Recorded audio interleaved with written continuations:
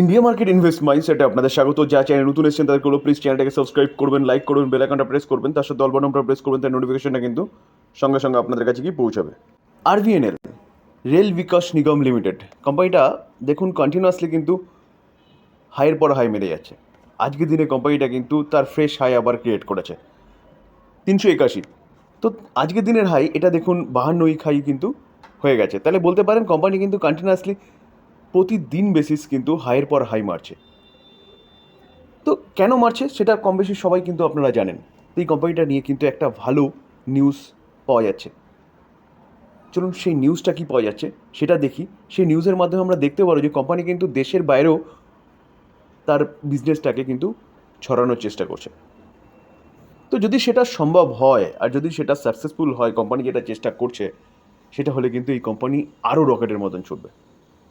Already কিন্তু দেশের infrastructure ডেভেলপমেন্টের জন্য এই কোম্পানিটা একের পর এক অর্ডার পাচ্ছে রেলওয়ে থেকে। সেই জন্য কিন্তু কোম্পানিটা এত ভালো রিটার্ন বানিয়ে দিয়েছে। দেখুন দেখলে দেখাবে কোম্পানিটা কিন্তু এক বছরে 223%। আমরা যদি কোম্পানিটা 5 বছর রিটার্ন দেখলে দেখাবে 1355%। কেন? কারণ দেশের মধ্যে গভর্নমেন্ট জালের মতন রেলওয়ে ব্যবস্থাটাকে ছড়িয়ে দিতে চাইছে। যেখানে রেল পৌঁছায়নি সেখানে রেল ব্যবস্থাকে পৌঁছে দেওয়ার চেষ্টা করছে। তার সাথে নতুন রেল বলুন, নতুন পাটরি বলুন, 100% ইলেকট্রিফিকেশন বলুন, সেই সব ইনফ্রাস্ট্রাকচার ডেভেলপমেন্টের কাজ করছে। কোম্পানিটা একের পর এক অর্ডার পাচ্ছে, যেটা আমি কালকের ভিডিওতে কিন্তু আপনাদের সাথে আলোচনা করেছিলাম। তো চলুন এখন কি ব্যাপক বড় নিউজ পাওয়া যাচ্ছে সেটা দেখি, যেটা কোম্পানিকে আরও উপরে উঠতে সাহায্য করবে।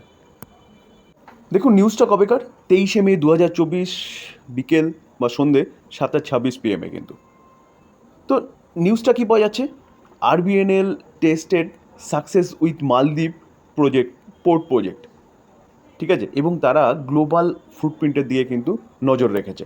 অর্থাৎ বিজনেসটাকে শুধু ভারতের মধ্যে সীমাবদ্ধ নয়, বিজনেসটাকে আস্তে আস্তে ভারতের বাইরে বিভিন্ন দেশে, মানে প্রতিবেশী যেসব দেশগুলো আছে সেখানে কিন্তু কোম্পানি চাইছে তার বিজনেসটাকে ছড়াতে। দেখুন এই আর্টিকেল দেখলে দেখতে পারবেন যে RBNL is now looking to expand it's footprint overseas in West Asia, Africa এবং নাইবার অর্থাৎ প্রতিবেশী দেশগুলোর দিয়ে কিন্তু তার বিজনেসটাকে ছড়ানোর কথা বলছে। দেখুন স্যার, এটা কিন্তু রিপোর্টের মাধ্যমে পাওয়া খবর, যে সিনিয়র অফিসিয়ালস টোল্ড, অর্থাৎ কোনো অফিসিয়াল কিন্তু সেটা লিক করেছে বা সেখান থেকে জানা যাচ্ছে। এটা কিন্তু ফাইনাল খবর নয়। দেখুন একটু আগে আমরা বলেছি যে কি কোম্পানি কিন্তু এক্সপ্যান্ড করছে তার কি বিজনেসটাকে, কোথায়, ওয়েস্ট এশিয়া, আফ্রিকা বলুন এবং প্রতিবেশী দেশগুলোতে বলুন। তার পাশাপাশি আরেকটা জিনিস জানা যাচ্ছে যে খুব তাড়াতাড়ি কিন্তু কোম্পানি কী করতে চলেছে, যে এক্সপ্লোর করতে চলেছে উইথ কি বোস্টোয়ানা রেলওয়ে এবং নামিবিয়া ট্রান্স কালাহারি প্রজেক্ট, ঠিক আছে, ফর এক্সপ্যানশন। এটা শোনা যাচ্ছে কোথা থেকে, সিনিয়র অফিসিয়াল টোল্ড। এটা কিন্তু এখনও অফিসিয়াল খবর নয়। দেখুন sir, according to senior officials, এটা মাথায় রাখবে কিন্তু, অ্যাকর্ডিং টু সিনিয়র অফিসিয়ালস থেকে কিন্তু এটা জানা যাচ্ছে যে বলছে কি, যে with a success rate of 20%, অর্থাৎ 20% সাকসেস রেশিও, যেটা বলছে যে কি bid place to win. Okay, the company has already submitted bid in the international market that including neighbour countries such Bangladesh, Nepal এবং শ্রীলঙ্কা। এবং তার সাথে সাথে কিন্তু কোম্পানি কী করছে, ওয়েস্ট এশিয়াতেও যেমন ইউএই, ওমান, উজবেকিস্তান এবং সৌদি আরব, এইসব জায়গাও কিন্তু বিডগুলো দিচ্ছে। সেখানে সাকসেস রেশিও 20% বলছে কিন্তু, ঠিক আছে। আফ্রিকান কান্ট্রিগুলোতেও কিন্তু তারা বিড করছে। তাহলে এ থেকে বোঝা যাচ্ছে যে কোম্পানি কিন্তু শুধু দেশের মধ্যেই সীমাবদ্ধ নেই স্যার, কোম্পানি দেশের বাইরেও কিন্তু এই সব দেশগুলোতে বিজনেসটাকে বাড়ানোর চিন্তাভাবনা করছে বা চেষ্টা করছে, যেখানে সাকসেস রেশিও বলছে কি 20%, যেটা কিন্তু রিসেন্টলি কোম্পানি শুরু করেছে। এটা কিন্তু এখনও অফিসিয়াল নিউজ হিসেবে বের হয়নি, এটা কিন্তু সিনিয়র এক অফিসিয়ালসের কাছ থেকে পাওয়া যাচ্ছে, মানে বলতে পারেন স্যার রিপোর্টের মাধ্যমে পাওয়া যাচ্ছে। দেখুন এই আর্টিকেল দেখলে আরেকটু স্পষ্ট ক্লিয়ার হয়ে যাবে। So we are trying to increase our footprint. Okay, we have also submitted, যেটা একটু আগে বললাম, এক্সপ্রেশন অফ ইন্টারেস্ট বোস্টোয়ানা রেলওয়ে, এবং তার পাশাপাশি যে নামিবিয়া ট্রান্স কালাহারি যে প্রজেক্ট, তাতে তারা কিন্তু কী করেছে, ইন্টারেস্ট দেখিয়েছে এবং বিড সাবমিট করে দিয়েছে, ঠিক আছে। এটা জানা যাচ্ছে কি টপ অফিসিয়ালস থেকে, এবং তার পাশাপাশি কোম্পানি কী করছে যে international offices have been open in south Africa, Oman বলুন, ইউএই, মালদ্বীপ বলুন, সেখানে কিন্তু ইন্টারন্যাশনাল অফিসেস ওপেন করেছে। তাহলে বোঝাই যাচ্ছে যে কোম্পানি কিন্তু তার বিজনেসটাকে সারা দেশ নয়, সারা ওয়ার্ল্ড ব্যাপী কিন্তু আস্তে আস্তে ছড়াতে চাইছে। যেটা আমি ইরকন ইন্টারন্যাশনাল ক্ষেত্রে আলোচনা করার সময় কিন্তু বলি যে ইরকন কিন্তু ওয়ার্ল্ডের একটা ভালো কোম্পানির মধ্যে এখন গণ্য ইনফ্রাস্ট্রাকচার ডেভেলপমেন্টের জন্য। তো আরবিএনএলও কিন্তু তাই করতে চাইছে, তার বিজনেসটাই কিন্তু সারা ওয়ার্ল্ডে ছড়াতে চাইছে। তো স্যার কোম্পানিটা দেশের মধ্যে যা করছে বা দেশের মধ্যে যা অর্ডার পাচ্ছে সেটা তো পাচ্ছে, কারণ আমরা জানি গভর্নমেন্ট কিন্তু কী করতে চলেছে, 54 লাখ কারোর খরচা করতে চলেছে। তো আমি সবসময় এই কথাটা বলি, একজন কমেন্টস করে জানিয়েছেন স্যার আপনি কোথা থেকে জানেন যে 54 লাখ, চলুন সেটা দেখিয়েই দিই আপনাদেরকে। দেখুন sir, future of rail transport of India, তো এটা দেখলে দেখা যাবে। দেখুন গভর্নমেন্ট কিন্তু কী করেছে, 2023-এ এটা ডিক্লেয়ার করেছিল যে 54 লাখ কারোর কোম্পানি কিন্তু খরচা করতে চলেছে কতর মধ্যে, দেখুন, টু আপগ্রেড রেলওয়ে 2030-এর মধ্যে, যেখানে কিন্তু রেল কি বলছে যে 100% ইলেকট্রিফিকেশন রেলওয়ে।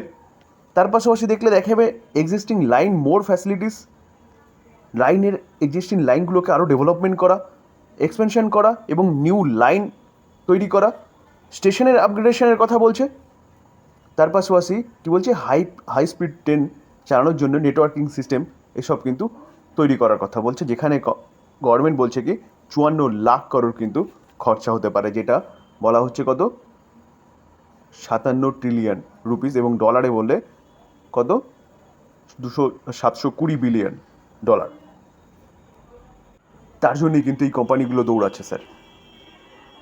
তো দেশের যা অর্ডার সেটা তো পাবেই, তার পাশাপাশি যদি বিদেশে কোম্পানি বাড়ায় তার বিজনেসটাকে, অর্ডার যদি বিট করতে পারে, তাহলে স্যার এই কোম্পানিটা কিন্তু আরও কয়েক গুণ রিটার্ন বানিয়ে দেবে। স্যার দেখুন স্যার, আমি সবসময় বলি যে কোনো কোম্পানিতে ইনভেস্টমেন্ট করবেন তো আপনার মাথায় কিন্তু পুরো স্পষ্ট ক্লিয়ার থাকতে হবে যে আপনি কেন এই কোম্পানিতে ইনভেস্টমেন্ট করছেন, কোম্পানি বিজনেস কী করে, সেই বিজনেসের গ্রোথ আছে নাকি, ভবিষ্যতে বিজনেসটা কেমন চলবে। তাহলে গিয়ে কিন্তু যদি আপনার মাথায় ক্লিয়ার থাকে যে না কোম্পানি এই বিজনেস করে, এই বিজনেসের ডিমান্ড আছে, বা ভবিষ্যতে 5 থেকে 6 বছর 10 বছর এই বিজনেস চলবে, তো স্যার সেই কোম্পানি নিয়ে কিন্তু আপনি আরামসে চিন্তা ভাবনা করতে পারেন। তো এই কোম্পানিটার বিজনেসটা কিন্তু সেরকম বিজনেস।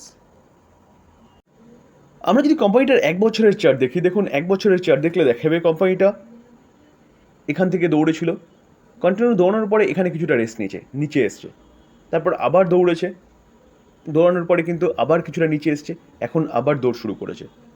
তো যদি আমরা বারবার এরকম ভাবি যে কোম্পানি যখন দৌড়বে তখন কিনবো, এবং কোম্পানি যখন নিচে আসবে বা দৌড়ানো কিছুটা প্রফিট হলো, আমার পোর্টফোলিওতে কিছুটা প্রফিট দেখালো, আমি সঙ্গে সঙ্গে বিক্রি করে দেবো, তাহলে স্যার ভুল করছেন। কারণ মাল্টিপল টাইমে কিন্তু কোম্পানিটা এরকমভাবেই চলেছে, কিছুটা দৌড় পরে কিছুটা রেস্ট নিয়েছে, কিছুটা দৌড়ানোর পরে কিছুটা রেস্ট নিয়েছে, কিছুটা দৌড়ানোর পরে কিছুটা রেস্ট নিয়েছে, মানে কতবার কিনবেন আর কতবার বিক্রি করবেন। তো লং টার্মের স্বপ্ন যেটা ফাইন্যান্সিয়াল ফ্রিডমের, সেই স্বপ্নটা কিন্তু অ্যাচিভ করতে পারবেন না। আমি কেন বলছি এই কথাটা, কারণ হেভি রিসেন্ট অনেকেই কিন্তু আমাকে পাঠিয়েছে স্যার এখান থেকে কি প্রফিট বুকিং করে নেবো। স্যার আপনি আগে ঠিক করুন আপনি কীরকম ইনভেস্টার। আপনি যদি চান যে আপনি শর্ট টাইম ট্রেডার বা পজিশনাল ট্রেডিং করেন, 20%, 15%, ওকে, প্রফিট বুকিং করুন। যদি আপনি ভাবেন যে না কোম্পানির দম আছে এবং আমি লং টার্ম ইনভেস্টার, তাহলে এই কোম্পানি আপনি লং টার্ম পর্যন্ত হোল্ড করুন, কারণ কোম্পানি কন্টিনিউয়াসলি ভালো পারফরমেন্স করছে বস। রেজাল্টগুলো যে প্রেজেন্ট করছে সেই রেজাল্টগুলো দেখুন, রেজাল্টগুলো দেখে বোঝার চেষ্টা করুন কোম্পানি ভালো পারফরমেন্স করছে। তো সেই জায়গায় দাঁড়িয়ে স্যার কোম্পানির যে ভিশনগুলো বলছে, যে অর্ডারগুলো পাচ্ছে, সেগুলো বোঝার চেষ্টা করুন যে কোম্পানি চলবে নাকি ভবিষ্যতে। তো চললে তাহলে ওকে হোল্ড করুন, যদি নিচে পান বাই করুন। বারবার কেনা বেচা করতে গেলে আলটিমেটলি আপনার কিছু লাভ হবে না, লাভ হবে কার, লাভ হবে ব্রোকিং হাউসের, লাভ হবে গভর্নমেন্টের। তো এই ছিল স্যার আরবিএনএল নিয়ে আলোচনা, যেখানে খুব ভালো একটা বড় ব্রেকিং নিউজ পাওয়া যাচ্ছে যে কোম্পানিটার বিজনেসটাই কিন্তু কয়েক গুণ বাড়িয়ে দেবে। তো এটাকে বাই রেকমেন্ডেশন একদম নেবেন না, নিউজ পাওয়া যাচ্ছে তার জন্য কিন্তু আমি আপনাদের সাথে আলোচনা করলাম। তো বাই করবেন সেল করবেন টোটালি নিজের ডিসিশনে, কারণ আমি সেবি রেজিস্টার্ড পার্সন নই, আমি কোনোদিনও কাউকে বাই রেকমেন্ডেশন একদম দিই না। আলোচনা এই পর্যন্তই। যদি আলোচনা ভালো লাগে যায় চ্যানেল নতুন এসেছেন তাদেরগুলো প্লিজ চ্যানেলটিকে সাবস্ক্রাইব করবেন, লাইক করবেন, বেল আইকনটা প্রেস করবেন, তার সাথে অল বাটনটা প্রেস করবেন, তার নোটিফিকেশনটা কিন্তু সঙ্গে সঙ্গে আপনাদের কাছে গিয়ে পৌঁছাবে। থ্যাংক ইউ, ভালো থাকবেন।